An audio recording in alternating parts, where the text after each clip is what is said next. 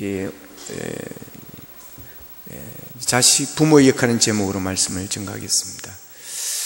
이제 어릴 적에 이렇게 우리 어머니가 한 번씩 이 7남매가 이 사이가 안 좋고 여기서 삐걱가면 여기서 삐걱거리고 저기서 울고 있으면 여기서 또 울고 있고 막 이러니까 야 이놈의 손들아 무자식이 상팔자는 말이 맞다 그러더라고요. 예, 하도 그 소리를 많이 들어가지고 그래서 지금 결혼하면 애 안 놀라 그랬어요 진짜. 그래가지고 이제 그래도 하나는 낳아야 안 되겠나. 그래가지고 이제 하나를 낳았습니다. 그래 한 8년 동안 하나를 잘 키우다가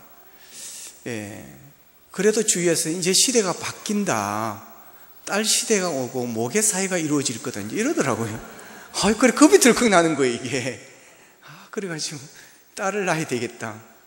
그랬더니 또 아들이에요.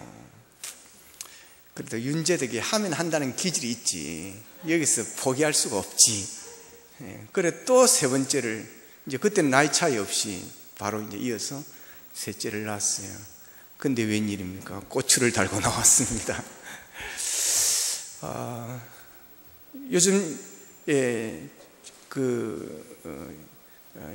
인구가 감소하고 있습니다. 그 중에 하나는 출산율이 이게 적다고 하는 거죠. 제가 이제 우리 사회 환경이 그런 것 같아요. 제가 이제 애 셋을 키워보니까 야, 애 많이 안 놓겠다라는 생각이 들더라고요. 그러니까 한 놈을 이제 서울에 대학을 보냈을 때는 뭐 생활비를 예를 들어서 뭐 이렇게 한 60만 원, 70만 원을 준다. 그러면 하나 정도는 제가 감당을 하겠어요. 그런데 둘째가 또 서울로 가는 거예요. 집에 있으면 될 텐데. 두 개 정도는 좀 막 그랬다 좀 하고 좀 하자. 또 그냥 했어요. 근데 셋째도 또 저쪽으로 가는 거예요. 야, 우리 엄마 말이 맞기는 맞는 것 같다.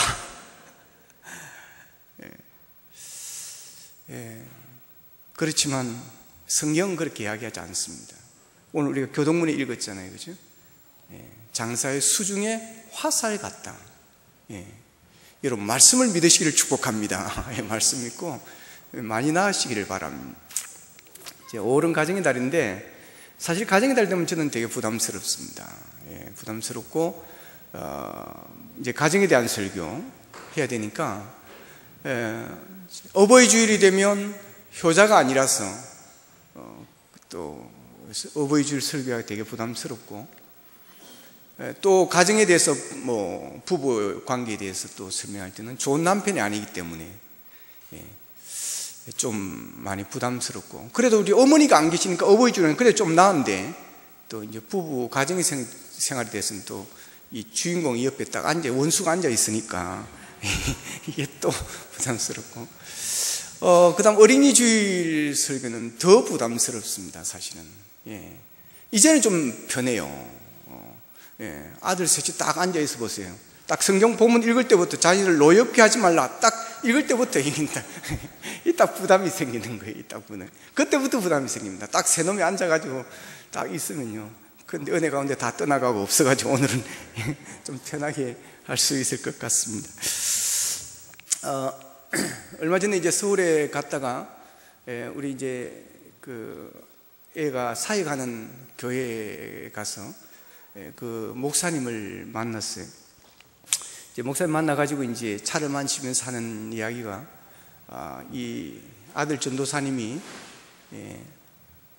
윤 목사님을 가장 존경하는 분이라고 이제 그렇게 이야기를 하더라는 거예요.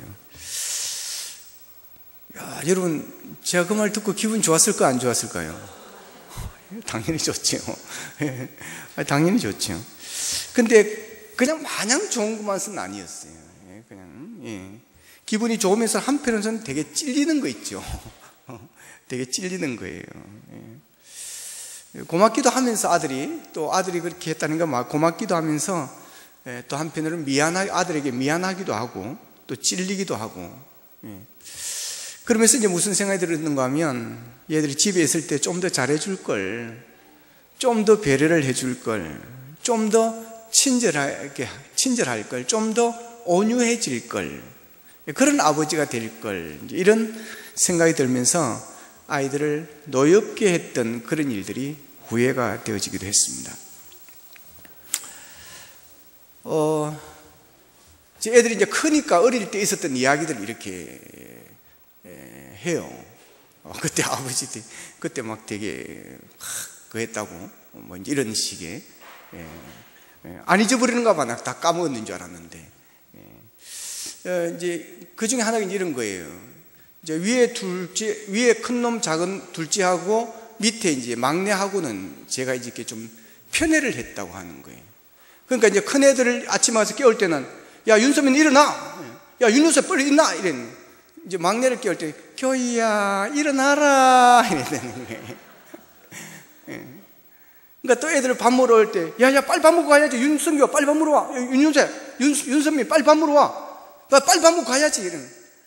교희야, 밥 먹고 가야지. 이랬다는 거예요. 제가 뭐 어식하고 뭐 누구를 더 사랑하고 누이를 덜 사랑하고 이런 마음은 전혀 없죠. 근데 어떻든 이제 막내니까 이제 귀엽고 또 뭐 장난 삼아 농담 삼아 이제 이래 하던 게 이게 그냥 습관이 되어 그랬던 거예요. 자, 그럼에도 불구하고 이제 위에 애들이 아버지를 가장 존경한다 이런 말을 해주니까 고맙기도 하면서 한편으로는 미안하기도 하는 그런 마음이 들 수밖에 없었습니다. 옛날 어른들은 자식이 키우는 것을 농사에 비유를 했죠. 농사에. 그래서 자식 농사. 그래서 농사 중에 가장 어려운 농사가 자식 농사다. 이제 이런 이야기를 했습니다. 그만큼 자식 키운다는 게 힘들다고 하는 거죠. 어렵다고 하는 거예요. 마음대로 안 된다고 하는 거예요. 돈으로 막 하면 될 것이라고 생각하죠. 그래가지고 그냥 뭐 여기서 공부 안 되면 그냥 미국으로 돈 보내가지고 공부를 시켜 유학을 보냅니다. 근데 돈으로, 그러니까 이제 돈 없는 우리는 되게 부러워하죠. 근데 이제 돈으로 유학 간 그 이제 현지에서 목회하는 친구 목사님들 이야기 들어보면 뭐 거의 다가 그냥 별 소망 없이 살아간다라고 하는. 그래가지고 어떤 친구는 돈 다 까먹고 또 돈 달라는 거 또 안 주니까 이제 와가지고 아버지를 죽이는 그런 사건들이 있었지 않습니까? 그러니까 돈으로 하면 될 것 같은데 또 그것도 또 안 되는 거예요. 참 어렵습니다. 그렇다고 그냥 마냥 좋다 교이야 이런다고 또 이게 또 될 것 같으면 이게 또 얼마나 쉽겠어요. 그냥 마냥 잘해주는 거죠. 그냥 막 마냥 잘해. 그런데 또 그래 한다고 또 인간이 되는 것도 아니. 그랬는데 또 잘 된 사람도 있고, 또 그랬더니 오히려 불안정머리가 없어가지고, 이 완전히 이게 아버지도 모르고 엄마도 모르고 어른도 모르고, 이게 완전히 그냥, 그런 사람이 되어버리기도 하고, 참, 이 자식 농사가 그래서 어렵다라고 하는 것 아닌가라는 생각을 해봅니다. 그렇지만 부모의 소원은 자식이 건강하고 자식이 잘 되는 겁니다. 이건 뭐 어느 부모, 어느 나라 민족을 떠나서 이것은 유일한 똑같은 그런 공통점이라고 합니다. 그래서 부모는 자식의 모든 것을 다 쏟아붓습니다. 내일의 삶이 어떨지, 은퇴 후의 삶이 어떻게 될지 이에 대한 관심보다 어떻든 아이들의 뒤를 밀어줘야 된다는 이 생각으로 그리스도를 쪼매면서 그렇게 뒷바라지를 하는 거죠. 그럼에도 불구하고 자식 농사에 승호하는 사람이 그렇게 많지가 않다라고 하는 것입니다. 그것은 부모의 생각과 자식의 생각이 다르기 때문에 그렇습니다. 부모는 잘해준다고 하는데 자식은 그렇게 받아들이지를 않는다는 거죠. 그래서 부모들이 뭐라 그럽니까? 내가 너를 어떻게 키웠는데, 내가 너를 어떻게 공부시켰는데, 뭐 이렇게 하는 거죠. 그럼 자식은 그러죠. 그랬어요. 그랬어요. 자식에게 너무 잘한다고 한 게 오히려 자식을 힘들게 하고 자식을 노엽게 하는 일들이 되어버리고 말았다고 하는 거죠. 자, 그래서 오늘 성경 본문에 보면 또 아비들아 너희 자녀를 노엽게 하지 말고 그럽니다. 노엽게 하지 말고. 여러분, 자녀를 노엽게 하지 말라고 그럽니다. 근데 부모는 잘해준다고 하는 게 오히려 자녀를 노엽게 하는, 자녀를 사람 만들려고 한다는 게 오히려 자녀를 노엽게 만들어버리는 그런 일들이 일어난다고 하는 것입니다. 왜 그렇습니까? 이게 부모의 욕심 때문에 그렇습니다. 부모의 욕심 때문에. 너무 잘 키우려고 하는 이 욕심. 그래서 잘해주었는데 자식은 고마움이 없는 거지요. 그래서 부모의 욕심이 아이를 그릇되게 하는 일들이 많이 있습니다.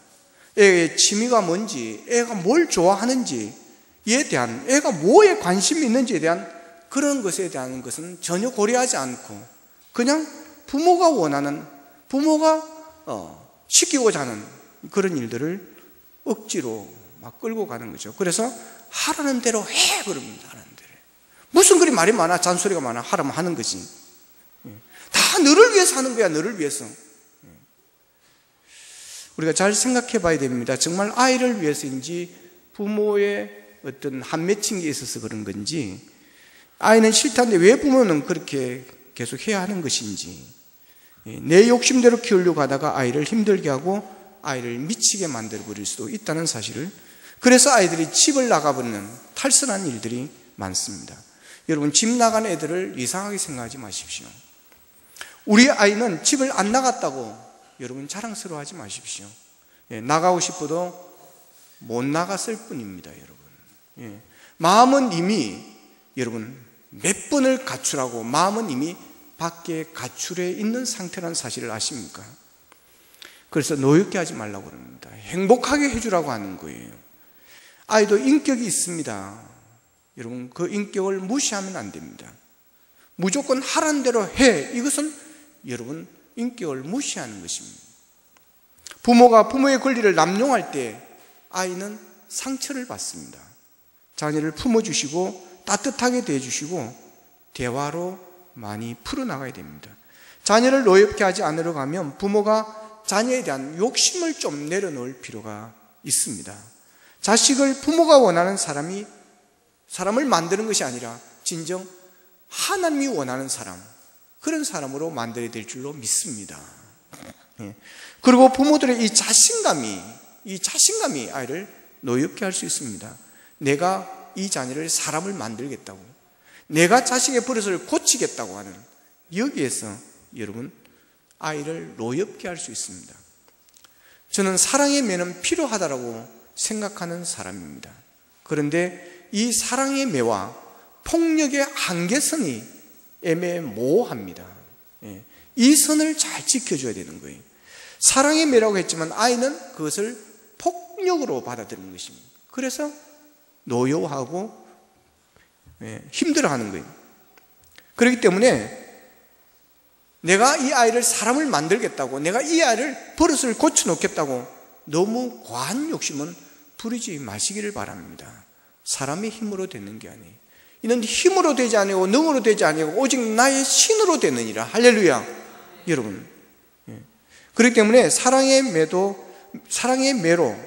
끝나야 되는 겁니다. 그런데 그 정도에서는 끄떡도 안 하는 거예요. 말을 안 듣는 거예요. 그때부터 여러분 감정이 들어갈 수가 있습니다. 그러면 힘으로 밀어붙이려고 하는 거예요. 그러다 보면 사랑의 매가 한계선을 넘어 폭력이 될 수가 있음을 알아야 됩니다. 자, 무엇보다도 그러기에 대화가 중요하다고 생각합니다. 대화를 여러분 연습하시고 대화를 훈련하시길 바랍니다. 우리가 대화를 잘 못합니다. 우리 문화가 대화 훈련이 아니에요. 대화 문화가 아닙니다. 그래서 그냥 좀 막 가면 당신 가서 좀 이야기해봐 하면 야야 됐다 네가 이야기를 해 이래버리는 거죠. 대화를 안 하려고 하는 거예요. 대화를 하면 뭔가 얘들 고민도 털어놓고 걔가 말할 수 있는 어떤 기회를 주어서 말을 많이 하게 하고, 그러면서 그의 고민이 뭔지 왜 그랬는지를 좀 이렇게 깊이 살펴봐야 되는데 드러나는 표면 가지고 그냥 정리를 해버리는 것입니다. 그러니까 막 됐다 다 안다 이래버리는 거예요. 우리가 너무 권위주의적인 것이 있습니다. 대화 훈련을 하십시오. 대화하면 못 풀 일이 거의 없습니다. 우리의 모든 관계가 그렇습니다. 대화를 하지 않으니까 오해를 하는 것입니다. 거기에서 문제가 자꾸 깊어지는 것이죠. 대화를 해야 됩니다. 말보다 여러분 감정이 앞서고 말보다 대화를 하지 않으면 여러분 손이 먼저 갈 수가 있기 때문에 이것을 우리가 조심해야 됩니다. 그러면서 부단한 인내력이 있어야 됩니다. 여러분. 참고 기다릴 줄을 알아야 되는 거예요. 아이들은 수십 번 변합니다. 그러니까 부모들이 참고 기다리는 훈련이 있어야 된다고 하는 것입니다. 자녀에 대해서 그렇게 너무 욕심을 부리면 안 됩니다. 내가 뭘 하겠다는, 내가 사람을 만들고 내가 버릇을 고치겠다는 이 자신감 좀 내려놓으시는 게 자기를 노엽게 하지 않는 그런 일들이 일어날 수 있습니다. 그리고 무엇보다도 일관성이 있어야 됩니다. 이 일관성이 없으면 아이들이 분노하는 거예요. 심리학자 마이어라는 사람이 있어요. 이 사람이 일관성이 자녀 교육에 미치는 영향을 실험을 통해서 보여준 사례가 있습니다. 이분은 실험용 쥐들을 사각형 문과 삼각형 문이 달린 상자리에 살게 합니다. 상을 주는 문인, 사각형 문은 상을 주는 것입니다. 그래서 사각형 문에 들어오면 먹을 것을 주는 것입니다.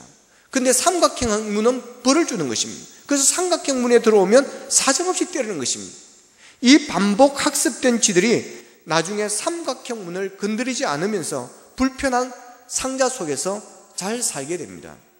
얼마 후에 규칙을 바꾸어 버렸습니다. 그러니까 사각형 문에 들어오면 매를 때리고 삼각형 문에 들어오면 먹을 것을 준 것입니다.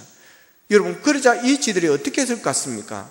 이 쥐들이 난폭해지는 것입니다. 그러면서 넋을 잃어버린 채 구석에 처박혀 지내게 되고 얼마 지나지 않아 식욕을 잃게 되어지고 이상한 행동을 하다가 한 마리씩 죽어나가더라는 것입니다. 일관성 없는 행동에는 여러분 쥐들조차 적응할 수가 없었더라고 하는 것입니다. 여러분, 일관성이 중요합니다. 부모가 주는 상과 벌의 기준이 일관성이 없을 때 아이는 큰 혼란에 빠질 수밖에 없습니다. 아이들이 며칠 사이에 털이 빠지고 죽게 된 쥐가 당한 이 고통보다 더 치명적인 상처를 마음과 영혼에 입게 되어질 수 있다고 하는 겁니다. 기분이 좋으면 다 용서하고 관대하다가 기분이 안 좋으면 별것 아닌데도 화내고 때리는 부모가 있습니다. 그러면 아이들이 혼란이 오게 되고 노엽게 되어지는 것입니다. 부모가 일관성이 없으면 자녀는 눈치 보는 것밖에 느는 게 없습니다. 그래서 그런 아이들은 어려서부터 눈치 구단이 됩니다. 그러다 보면 정서적으로 불안해지고 순수성이 없어지게 되어지는 것입니다.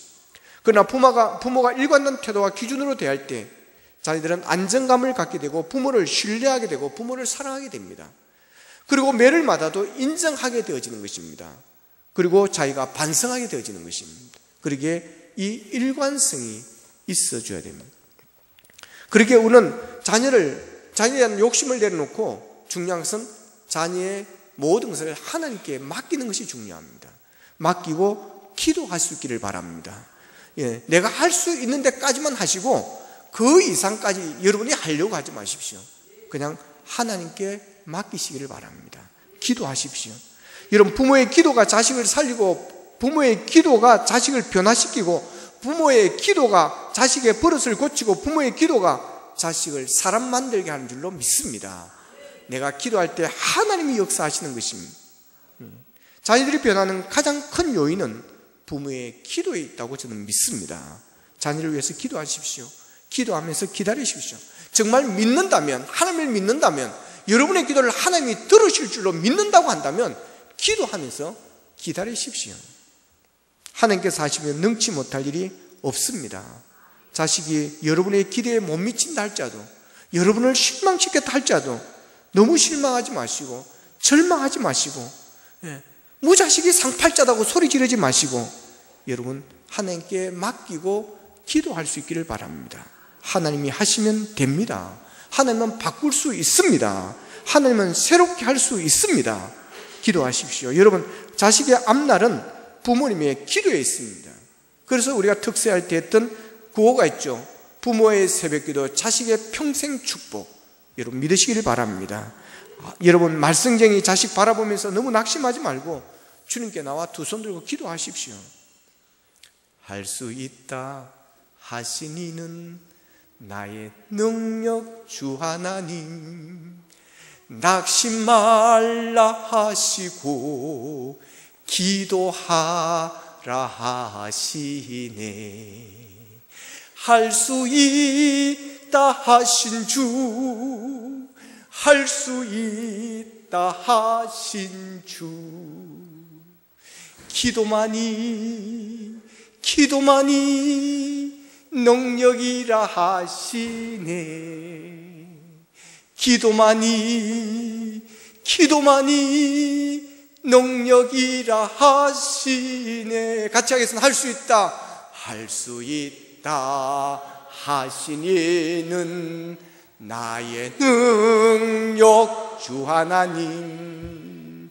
낙심 말라 하시고 기도하라 하시네. 할 수 있다 하신 주, 할 수 있다 하신 주, 기도만이 능력이라 하시네. 기도만이 능력이라 하시네. 할렐루야. 여러분 믿으시기를 바랍니다. 기도가 능력입니다. 기도가 능력이. 그러니까 기도하십시오. 여러분, 기도하면 내가 바꾸지 못한 그 아이를 하나님 바꾸십니다. 기도하면 내가 사람 만들지 못한 그 자식을 사람 만들게 될 줄로 믿습니다. 여러분, 기도하는 사람은 자녀를 노엽게 하지 않습니다. 그리고 자녀 교육에서 중요한 것은 부모는 자녀에게 본을 보여줘야 됩니다. 부모는 자녀에게 거울과 같다 그랬습니다. 자녀들은 부모가 말한 대로 자라지 않습니다. 보는 대로, 보여준 대로 따라가는 것입니다. 실은 뒤에서 밀면 원하는 방향으로 나가지 않습니다. 그러나 앞에서 끌면 정확하게 원하는 방향으로 갈 수 있습니다. 부모는 항상 신앙생활에 본을 보여야 되는 것입니다. 기도하는 본을 보여야 되고, 섬기는 본을 보여야 되고, 봉사하는 본을 보여야 되는 거예요. 그러면 아이들이 본대로 따라갑니다.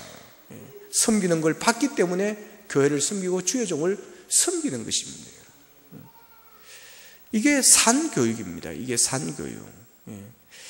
우리는 자녀 교육을 말할 때 유태인들의 교육을 예로 드는데, 이 이스라엘 나라는 크지 않습니다. 우리나라 경상북도를 합쳐놓은 그런 그에 비슷한. 근데 그 노벨상을 거의 23%가 유태인이 받는다고 그럽니다. 미국의 100대 기업의 40%가 유대인들이라 그럽니다. 자, 세계를 움직이는, 미국을 움직이는 힘이 바로 유대인들이라고 하는 거죠. 정치, 경제, 사회, 문화 등 여러 분야에서 두각을 나타내고 막강한 세력을, 영향력을 행사하고 있습니다. 이런 놀라운 능력이 어디에서 나오느냐? 바로 유태인의 자녀 교육이라고 하는 것입니다. 한마디로 말하면 신앙교육입니다. 유대인들의 교육은 먼저 부모가 본을 보이고 자녀가 그대로 따라오게 하는 교육이라고 하는 것입니다. 여러분, 본을 보이는 게 중요합니다. 그러면 아이들이 따라옵니다. 잠깐 방탕할 수 있습니다, 여러분. 그러나 여러분, 다시 돌아옵니다. 돌아옵니다. 반드시 그들이 돌아옵니다. 그래서 믿음의 뿌리가 있는 집들은요, 아이들이 방탕 같고 잠깐 탈선한 것 같지만 반드시 돌아와서 하나님께 영광을 돌립니다. 왜냐하면 본 게 있기 때문에 그렇습니다. 아, 우리 어머니가 이렇게 기도하더니, 이렇게 신앙생활 했더니 복을 받더라. 그걸 본 거예요. 그렇게 신앙생활하니까 행복하게 사시더라. 이걸 본 거예요. 그러니까 오는 것입니다. 여러분, 자녀에게 열심히 사는 모습을 보여주십시오. 신앙생활하는 모습, 교회를 섬기는 모습, 여러분 헌금하는 모습, 여러분 보여주시고 가르치십시오. 자식들은 본대로 따라옵니다. 그리고 자식들을 축복해 주십시오. 자녀들이 아무리 잘못을 해도 함부로 말을 하지 마십시오. 이 말을 되게 조심해야 됩니다. 화난다고 성질난다고 여러분 말 함부로 팍팍 하면 안 됩니다. 유대인들은 자녀가 유리컵을 깼을 경우에도 그들을 야단치지 않는다고 그럽니다. 따뜻한 대화를 통해서 실수한 이유를 알아내게 만든다는 것입니다. 그리고 같은 실수를 반복하지 않도록 대화를 통한 교훈을 깨닫게 해준다는 겁니다. 그런데 우리는 행위의 결과를 놓고 책망하거나 야단을 막 치는 것입니다. 혹 여러분 이런 말을 한 경험이 없습니까? 아이고, 자식이 아니라 원수다, 원수. 응? 엄마가 너 때문에 못 살아 정말. 응? 너 때문에 내가 이게 무슨 고생이냐. 차라리 널 낳지 말아야 했었는데. 옆집 아이 밥만 좀 따라가라. 차라리 그럴 바에야 그냥 집 나가보라 마. 더 이상 꼴도 보기 싫다. 너도 결혼해서 또 너 같은 년 낳아가지고 한번 키워봐라. 좀 익숙한 말 같지는 않습니까? 여러분, 말 함부로 하시면 안 됩니다. 이 말들이 자녀들에게 씻을 수 없는 상처와 고통을 주게 되어지는 거예요. 우리는 좋은 말을 해야 됩니다. 격려하고 용기를 주고 희망을 북돋아 주어야 될 줄로 믿습니다. 미국 사람들이 가장 존경하는 사람이 에이브럼 링컨이라고 그럽니다. 한 번은 기자들이 이 링컨에게 이렇게 묻습니다. 당신을 오늘의 링컨으로 만든 힘이 무엇입니까? 그러니까 링컨이 기다렸듯이 이렇게 대답합니다. 내가 잠자리에 들 때나 잠자리에 일어날 때는 언제나 어머니의 손이 얹혀져 있었습니다. 그 어머니의 기도는 나를 격려하는 축복으로 넘쳐 있었습니다. 그래서 우리가 살던 오두막 통나무 집에는 언제나 구석구석 어머니의 축복의 기도 소리가 가득 채워져 있었습니다. 그 어머니가 내게 주셨던 축복의 말씀은 내가 들에서 일을 할 때도, 선교에서 여러 번 낙방하였을 때도, 내가 상원의원으로 대통령으로 직무를 감당할 때도 그 어머니의 축복의 손은 언제나 내 귓전을 떠나지 않았습니다. 오늘의 나를 만든 것은 어머니의 축복의 손이요 어머니의 축복하는 기도의 소리였습니다 라고 대답했습니다. 그렇습니다. 부모의 축복의 기도 소리는 신음하는 자녀를 살립니다. 부모의 축복의 말은 자녀에게 용기와 위로와 힘을 다해 줍니다. 오늘 집에 가셔서 사랑하는 자녀를 바라보면서 이렇게 말씀해 보시면 좋겠습니다. 엄마 아빠는 늘 사랑한단다. 네가 있어서 내가 얼마나 행복한지 모르겠구나. 그러면서 꼭 한번 깨안아 줬으면 좋겠습니다. 하나님은 축복하는 입술을 기뻐하십니다. 우리가 말하고 선포하는 그 소리를 그대로 듣고 응답하십니다. 부정적인 말, 찌르는 말, 책망적인 말을 내려놓으십시오. 항상 긍정적인 말로 아이들을 축복하십시오. 그러면 자녀들이 긍정적 자아상을 가지게 되어집니다. 적극적이고 자신감을 가지는 아이로 여러분 성장하게 되어지는 것입니다. 요셉처럼 무성한 가지가 담을 넘어가듯이 세상에 영향력을 미치는 지혜로운 자녀가 되어질 수가 있습니다. 자녀를 노엽게 하지 마시고 인격을 존중해주고 칭찬하고 격려하고 축복해 주십시오. 그리고 오늘 본문에 보면 자녀들을 주의 교양과 훈계로 양육하라 그럽니다. 따라합시다. 주의 교양과 훈계로 양육하자. 아멘. 그러니까 아이를 너무 방치해도 안 된다는 거예요. 그러니까 무조건 때리는 것은 분명 잘못된 것입니다. 사랑이면 필요하지만 무조건 때리는 것은 잘못된 것입니다. 그런데 자식이 잘못했음에도 불구하고 그것을 수수방관하는 것은 더욱 잘못된 것입니다. 왜냐하면 자식이 잘못을 눈 감아주거나 심지어 자식이 잘못했음에도 자기 자식 편만 들어주는 것은 아이를 오히려 잘못된 길로 가게 하고 다른 사람에게 더 큰 해를 끼치는 결과를 가져올 수가 있기 때문에 그렇습니다. 그래서 주님의 교양과 훈계로 양육하라고 그랬습니다. 하나님께서 원하시는 그런 사람으로 만들려고 하는 것입니다. 자녀 교육에 반드시 훈계가 있어야 됩니다. 텍사스주의 휴스턴 경찰이 못된 자녀를 만드는 10가지 비결을 내놓았습니다. 그 내용은 이렇습니다. 아주 어려서부터 자녀가 갖고 싶어하는 것을 무엇이든 다 해주어라. 그러면 그 아이는 온 세상 모든 사람들이 다 자기의 것이 될 수 있다고 착각하며 자랄 것이다. 그러니까 대부분이 그런 것입니다. 그냥 아이들 해주고 싶은 대로 다 해주라는 것입니다. 그것이 아이를 망칠 수 있는 길이라고 그렇게 정리를 합니다. 그런데 우리 부모 중에서 이와 같이 교육하는 부모들이 요즘에 많이 있습니다. 선생님이 너무 말 안 듣는다고 아이를 한 대 때렸더니 학부모가 찾아가서 교사를 여러분 폭행하는 것입니다. 여러분 그것을 보고 자는 자식이 누구를 존경하겠습니까? 누구를 경외하겠습니까? 여러분 그 아이가 사람 노릇을 하겠습니까? 이런 사람들은 무조건 공부만 잘 시키면 성공을 하게 되는 것이라고 착각하는데 그것이 실패의 원인이 되어지는 것입니다. 그래서 주의 교양과 훈계로 양육하라. 우리 성도들의 자녀의 교육의 목표는 하나님을 사랑하는 하나님의 사람으로 만드는 것이 되어야 되는 것입니다. 우리가 자녀를 하나님을 사랑하는 하나님의 사람으로 만들기 위해서는 주의 교양과 훈계가 있어야 된다고 하는 것입니다.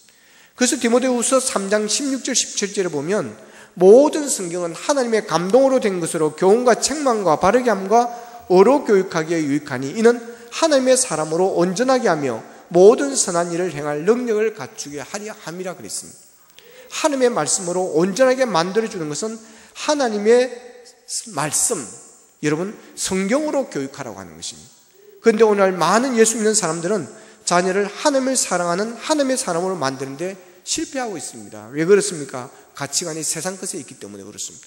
목표가 오직 공부 잘하는 데만 있기 때문에 그렇습니다. 그 아이가 사람 노릇 잘하고 하나님을 잘 믿을 것 같습니까? 이런 부분은 자식을 오히려 더 어렵게 만들고 여러분 더 불행하게 만드는 것입니다. 여러분 모든 축복은 하나님께로 옴을 믿으시기를 축복합니다. 자기 노력으로 성공하고 축복을 받는다고 하면 성공 못하고 축복 못 받을 사람이 여러분 어디 있겠습니까? 절대 주권은 하나님의 손에 있습니다. 어떤 청년이 병원에서 암으로 죽어가고 있었습니다. 집안 식구들과 의사가 지켜보고 있습니다. 그의 아버지는 눈물을 흘리며 아들의 이마에 흐르는 땀을 닦아줍니다. 이때 아들이 아버지의 손을 잡고 그럽니다. 아버지 감사합니다. 아버지께서 그토록 열심히 가르쳐 주셨기에 서울대학 졸업반이 되었습니다. 다 아버지의 은혜입니다. 얼마의 시간이 지난 후 아들이 힘겹게 말을 다시 이어갑니다. 아버지 고맙습니다. 제가 어린 시절 강가에서 놀다가 물에 빠졌을 때 아버지가 건져주셨죠. 그리고 4년 전 서울대학 게시판에 제 이름이 붙었을 때 아버지 어머니가 저를 얼싸안고 얼마나 기뻐해 주셨나요? 모든 것이 눈에 선합니다. 그런데 아버지는 왜 저에게 죽음에 대해서 말씀해 주시지 않으셨습니까? 하나님과 예수님 그리고 하늘나라에 대해서는 왜 한 번도 말씀해 주시지를 않으셨습니까? 이제 모든 것이 두렵기만 합니다. 그러고는 눈을 감았다고 합니다. 그저 인류대학에만 가면 되는 줄 알고 자녀를 그렇게 키우다 보니 예수 믿는 부모라고 하면서 자녀에게 한 번도 죽음에 대해서, 내세에 대해서, 구원에 대해서, 천국에 대해서, 예수님에 대해서, 복음에 대해서 이야기를 해주지 않았던 것입니다. 그런데 그가 30, 40, 50을 60, 70, 80, 90을 살 줄 알았는데 대학 4년이 되면서 그는 세상을 떠나고 말았던 것입니다. 여러분, 이런 부부가 주님 앞에 설 때 어떤 모습으로 서게 되겠습니까? 우리는 생각해야 됩니다. 생명의 말씀, 복음을 우리의 자녀에 가르치는 것이 부모의 가장 큰 의무요, 여러분 자녀에게 줄 수 있는 가장 축복의 선물임을 믿으시기를 바랍니다. 1890년대에 한 아이가 태어났습니다. 이 아이의 아버지는 성격이 아주 급하고 어머니는 남편이 죽자 알코올 중독자인 숙모에게 아이를 맡기고 도망을 갑니다. 그 이후에 그 아이는 학교를 중퇴하고 가출해서 군대에 들어가게 되고 그 뒤 정치활동을 하다가 1933년 44세의 나이에 독일의 절대 독재자인 총통이 됩니다. 이 사람이 바로 독일의 아돌프 히틀러입니다. 이 한 사람 때문에 전 세계가 전쟁에 휘말리게 되고 수많은 사람들이 죽어했고 자신도 56세에 자살을 하게 됩니다. 똑같은 해 1890년 같은 해에 미국 텍사스주 데니슨에서 한 아이가 태어났습니다. 이 아이는 아버지 어머니의 사랑을 흡족히 받고 자랍니다. 부모의 신앙이 신실해서 아버지는 아이에게 하나님을 두려워하라는 가훈을 주었고 가족이 모두가 교회에서 적극적인 봉사를 하며 신앙생활을 잘 하였습니다. 이 아이는 하루하루 하나님의 말씀으로 양육을 받습니다. 이 아이는 성장하여 미국 육군 사관학교를 졸업합니다.